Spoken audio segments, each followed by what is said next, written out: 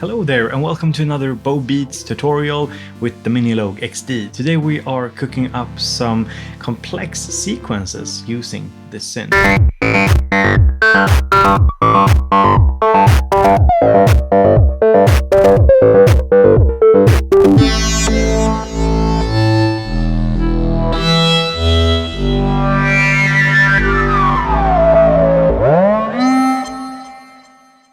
Because there's more than meets the eye to the sequencer, and you can actually do sort of almost multi-timbral patches on it. So we're going to go over how to make just like basic kick and snare type patterns all the way to more like complex melodic patterns. Hopefully you'll find that entertaining. And if you like the sounds that I'm making here, I am dropping a patch collection over at store.bobeats.tv that you can go and check out.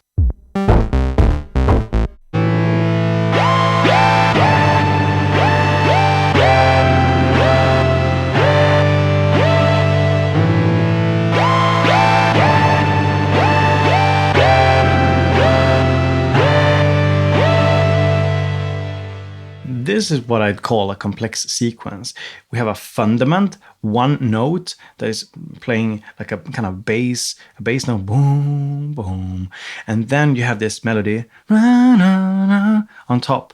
And this is actually controlled using the sequencer. So we have both VCO2 level as well as the level of the third oscillator, the multi. And I think the multi is in peak mode, so it's a noise oscillator, and just bringing in and out this noise, giving it a little bit more of a rhythmic feel, but with the noise. So it's not so much it's not a snare or any particular type of percussion sound, it's just noise.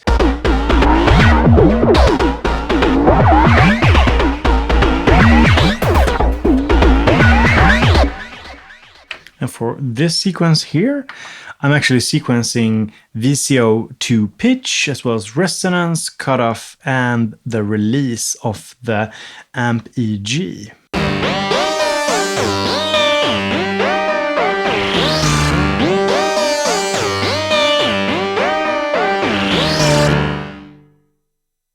And for this little sequence, we got cutoff, we got resonance, we got voice mode depth again, and LFO rate, just giving that little vroom, twirly thing on the end there.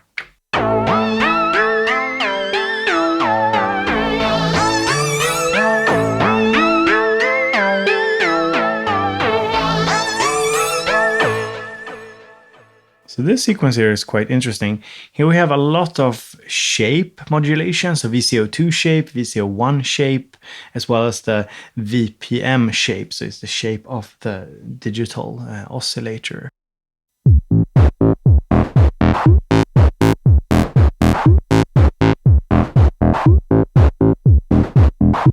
So in this sequence, what's happening is I'm sequencing changes to the level of the different VCOs, and that's a technique we're going to explore.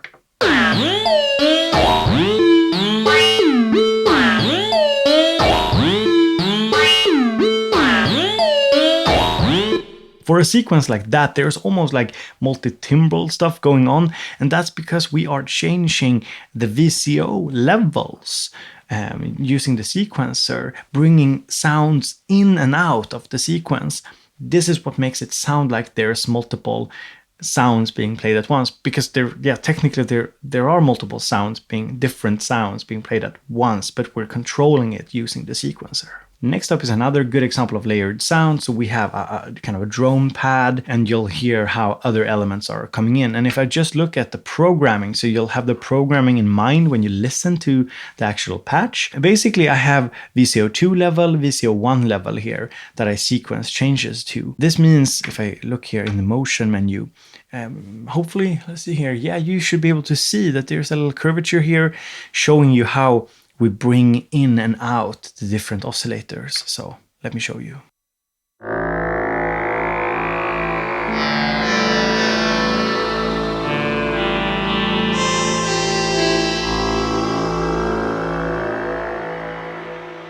Here's another sequence with a lot of layers. Notice the bell sound that comes into play.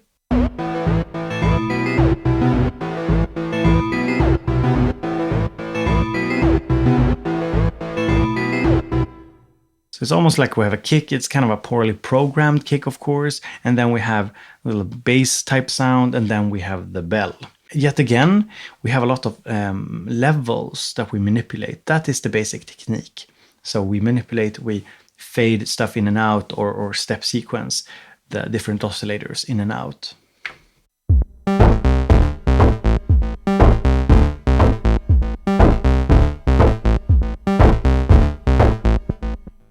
So here we have a kick. You can almost see the kick here on number 1. I think it's using oscillator number 2. We'll get into why we're using oscillator 2 for this. And then I have a bass sound, and I also have some delay. So if I check the motion mode, you can see here that there's a little bit of a motion recording going on, and that's the delay at the end, which makes like a nice transition into the looping of this pattern, which is kind of cool.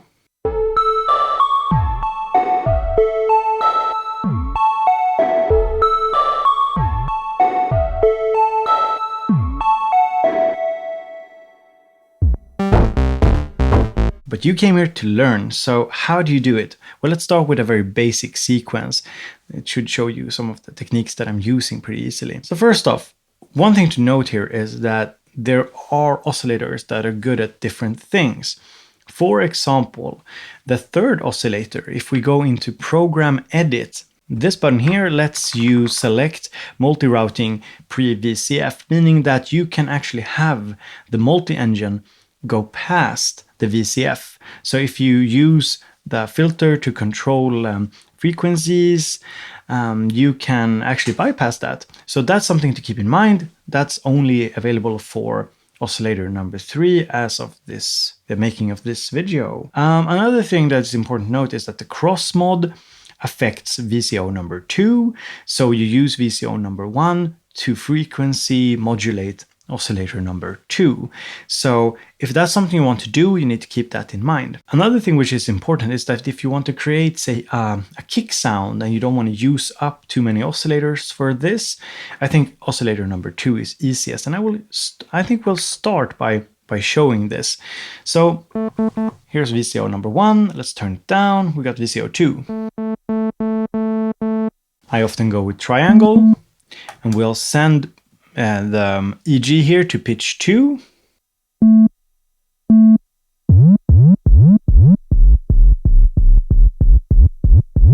So pretty long attack, very long decay, EG intensity set to minus a lot down here somewhere.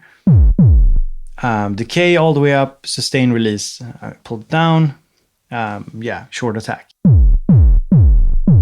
And we have the cutoff here as well that I've turned down. So we want a simple kick. So I press record. Here's step number 1.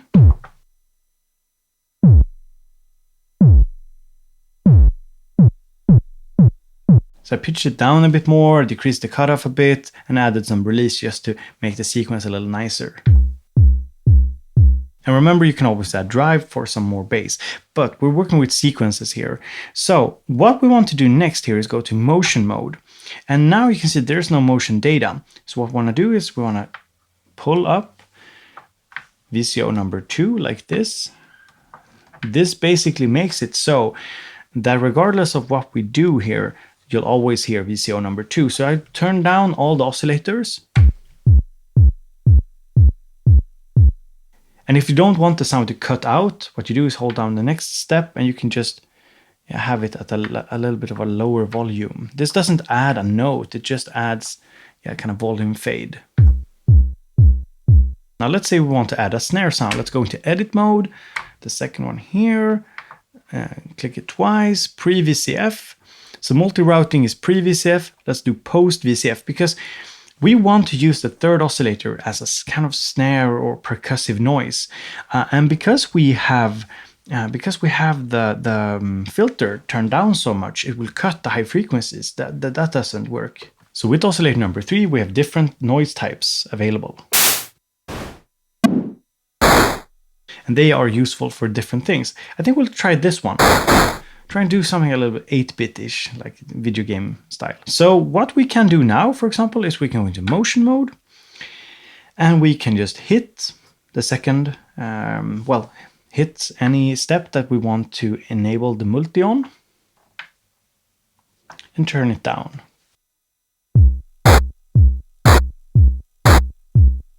One thing to keep in mind here is that it will be playing. So for every step, the reason why we're hearing it is because there is already a note value. You can see here, if we turn off motion mode, you see that these are the steps that have note values. So if we increase an oscillator on one of those steps, it will make a sound regardless of what we've played on it, if it's a chord or whatever. That is more determined by the voice mode, if you can play the chord or if it's a mono sound or something. So that's something to keep in mind as well. Now let's remember that what we're looking for here is to separate the three oscillators as much as possible. So what I want to do now is I want to go into edit mode, program edit, and I want to go to this one here, and let's say LFO target oscillator all, VCO 1 plus 2, or VCO 2 only, or multi. For some reason, there's not just VCO number 1, which is a little bit annoying. You should be able to set it just to VCO 1, I think. But anyway, we can't set it to VCO 2 because VCO 2 is our kick. We don't want to impact that with LFO. So we'll set it to the multi. If we listen to the multi sound, and if we change the shape, we get some very interesting results. So we could set the LFO to shape, and we could just we could set it to one shot, and yeah, increase rate and intensity and just hear what it sounds like.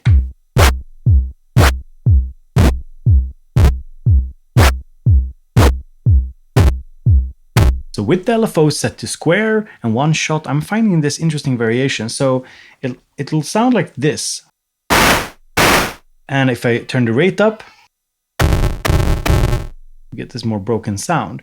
And we can actually motion sequence this. But first we actually need to place down a step. So hold record. So I'll place 2 steps here, and I'll do 1 step here. And we'll engage the multi on these steps as well. Should sound something like this. Kind of boring. So what we'll do is, in the motion sequence, we will increase the rate.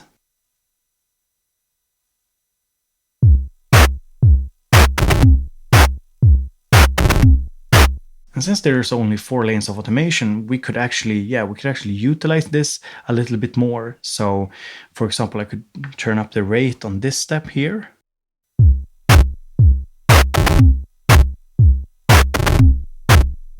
But we're not done yet. We still have one more oscillator to work with, oscillator number 1. Now, of course, since the cutoff is turned all the way down, and since we only have one more lane of automation, we probably should just do a bass sound. For these kick type snare patterns, bass is much easier to fit into the mix.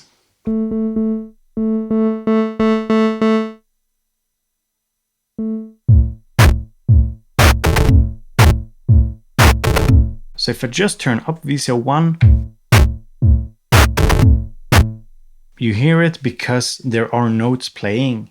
So we want to control the volume using automation. But you could technically do a sequence where you've sequenced the notes that you want and made the kick out of those notes. And then you could, for example, save the last automation track for, say, cutoff instead, to create some really crazy sounds that way. But okay.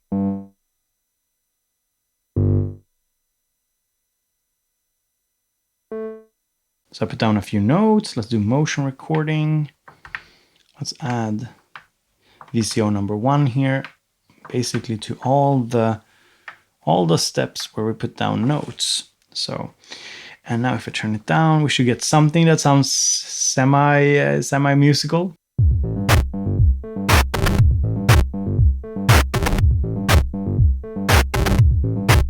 We can of course add some drive.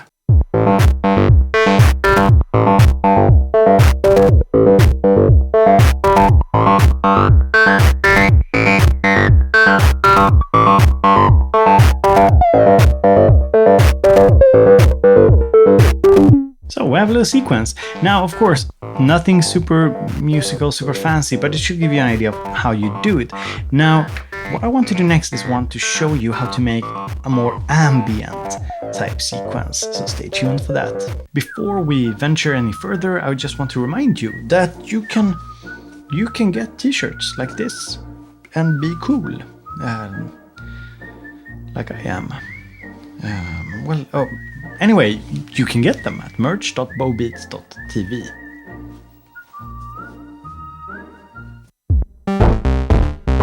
I showed you how to make like a basic drum groove with multiple layers of sound. Now let's create something much more ambient, because this is probably where the sequencer shines. Those basic like drum beat stuff is cool, but it's not where the strength is. So let's do it.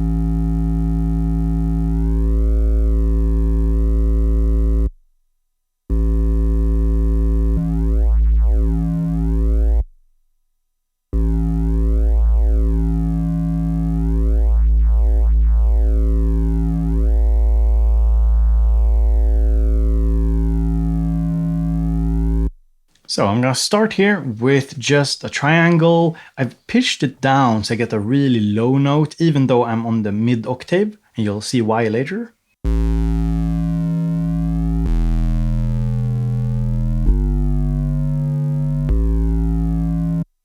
Let's increase the attack a bit. Yes, add more sustain, some release. Yeah, just giving it a nice slope. Now, first things first, let's go to the sequencer edit. Let's change the BPM. Let's go for 105, because I think that's my like go-to, my most fun BPM. Step length 16, but let's turn down the resolution. See, 1 and 4 maybe. Let me just play and see how quick it is. Yeah, this should work. So let's hit record. Let's hit play. Or sorry, play and record. And I don't know if there's any smarter way, but I just let it cycle.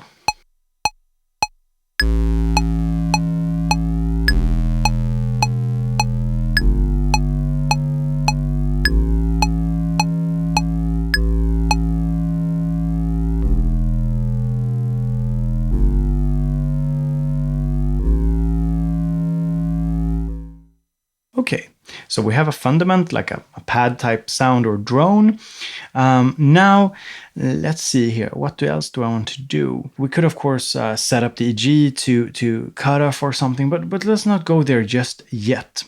So this fundament here, this pad here with VCO number 1 here, we'll keep it. We won't sequence any change to its volume. It'll always be there. Because if we start to sequence changes to the volume of VCO number 1, it will not stay there as the fundament. So let's bring in VCO number 2 here. Let's turn on VCO number 1. Let's turn up VCO number 2.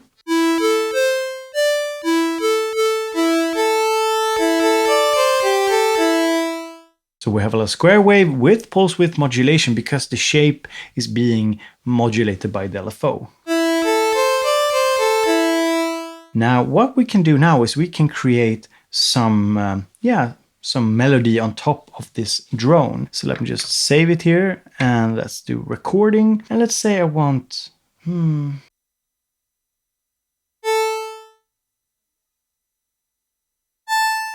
like this. So now I put down the notes, but we want to engage it only on these steps as well. So let's hold down a trig here. Let's move up VCO2, VCO2, VCO2, VCO2.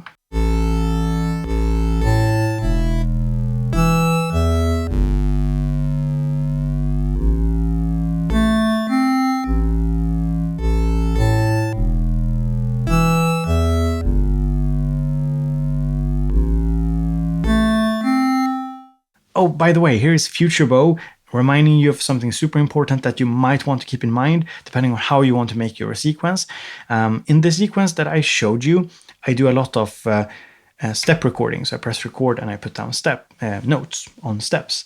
Now, one thing to keep in mind is that you can't overdub this way, or I haven't found a simple way to do it. So if I press down a few chords, yeah, and let's go back in here and let's say I want a melody on top. See, it's replaced. So if I go back and do like this, and I just do a manual record.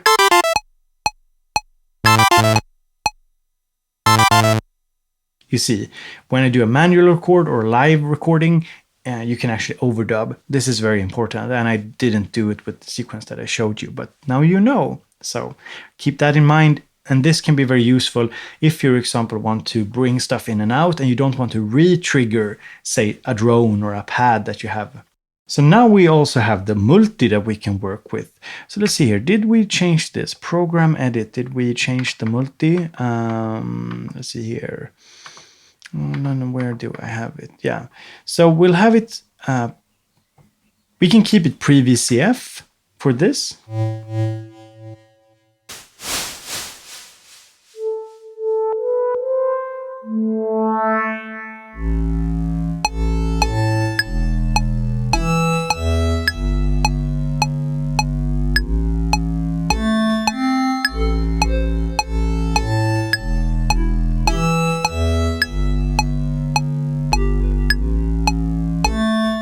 So now we have two new notes over here. So let's bring up the multi in the mix here. And I think we have maybe some more notes. Let's see if we can bring it in over here. I'm not exactly sure where. Where did I put the notes? Well, I'll bring it in a little randomly and we'll see.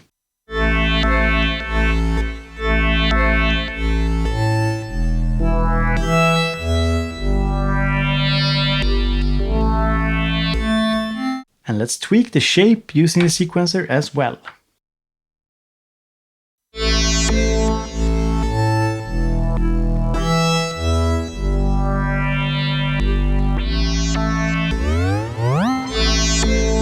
Oh, I really love the portamento. So let's add this. Let's add the portamento as the last line here.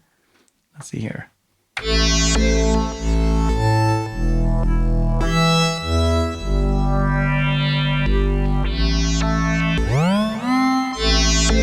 Let's add some drive as well.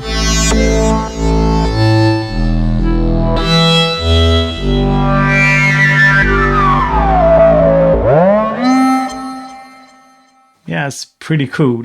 Pretty cool indeed. So this is how you make complex sequences. You try and control the different oscillators using the motion mode here, bringing them in and out, for example. And you can create some really interesting results. Now, this might not be the most musical that I've shown, but I've tried to instead focus on explaining what I'm doing. So hopefully you found that entertaining. So thank you so much for watching this Minilogue tutorial. Now you can go and check out some of my own sounds that I made for it over at store.bobeats.tv. I have sounds for the Minilogue XD, for the original Minilogue, as well as some samples and stuff. So I'll just sit here while you go and check that.